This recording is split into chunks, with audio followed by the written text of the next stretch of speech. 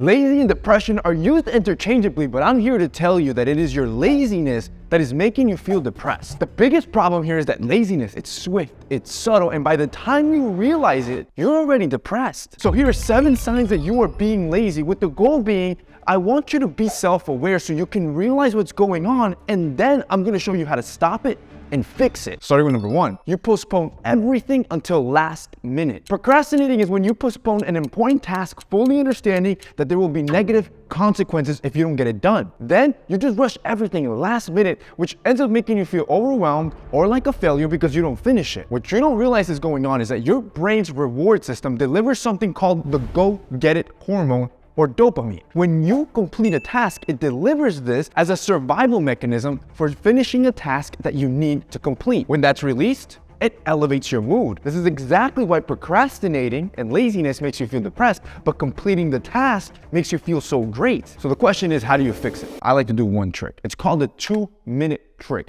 This means that any task that takes less than 2 minutes, just go ahead, don't postpone it, and complete it then and there. It could be simple stuff like doing your bed, doing your skincare. As you complete these quick tasks, you're hijacking your dopamine release system to release some dopamine to make you feel motivated to complete more tasks through the day. Number 2, you always have an excuse to not work out, to not eat right, to not make money. You'll always say you're too tired.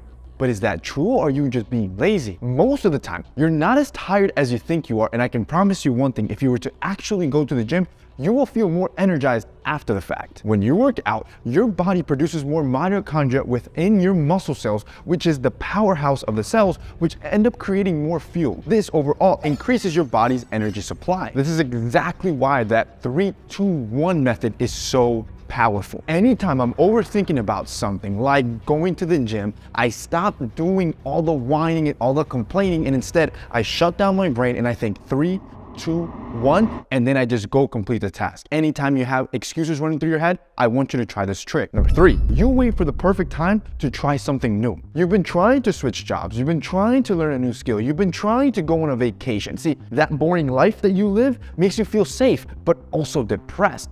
Dopamine is released anytime you do something new that's outside of your comfort zone. This is that exact same go get it hormone that makes us feel good. Okay, so how do you fix this? I want you to sit down and then make a list of 10 things that you want to do or complete. Talk to the girl you like, quit your job, change careers, travel. I don't care how crazy or outlandish they sound. I then want you to implement my 3-2-1 method on any of those and take action at least one of those every single month that will get you outside of your normal comfort zone and get you feeling more excited about life. Number 4, you're always bored. You know you have a list of to-do items to complete, but you would rather fry your brain on TikTok. Let's be real here. After a few hours on TikTok, that feed becomes boring and repetitive. And what ends up happening? You end up putting your phone down, you look up, and hours, days, weeks, months have passed by, and you are in the exact same position and have seen no growth. You're not depressed, you're just lazy and you're not challenging yourself. You have to trust me on this. It's gonna make you feel like a failure. It's gonna make you feel depressed because you're not challenging yourself. Every time you challenge yourself, you will set expectations for yourself that you have to meet. And I promise you,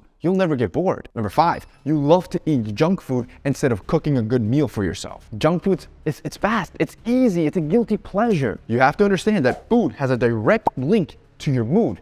Your gut is where 90% of serotonin is synthesized. This is one of the chemicals that's responsible for mood and sexual desire. This is exactly why when you binge eat garbage food, you instantly feel terrible. So this is how you fix it. I don't want you to completely change your diet. I only want you to make single changes. A good one that I love to do: cut out sugary drinks. This means that for breakfast, lunch, and dinner, you will get rid of any sugary drinks. You can eat the same stuff you're already eating, but get rid of the soda, the juices, anything that has sugar in it, and replace it with water. That in and of itself will save you a significant amount of calories and will make you feel better. Number 6, you're not taking care of yourself. You don't shower in the morning. You don't take care of your skin. You're not brushing your teeth. This is making you ugly out of pure laziness. Then you look at yourself in the mirror, so self-doubt creeps in, which lowers your mood, and then you end up feeling depressed. You want to always start your day with a great shower. I personally have streamlined my entire shower and grooming routine down to 5 minutes. I do everything in the shower, and a trick that I always like to do is keep all my tools in the shower. Everything you're gonna do,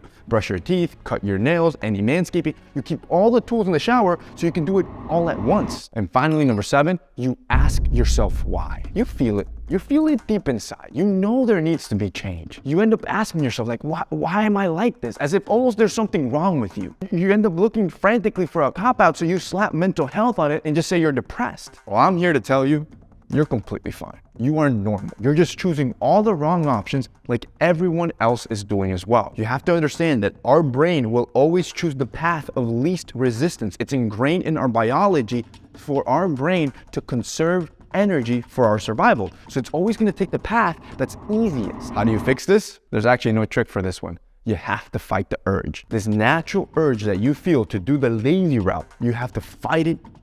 I fight this every day. And the only little trick I can give you is that you will feel a surge of confidence and motivation knowing that you are doing what 99% of people would not do.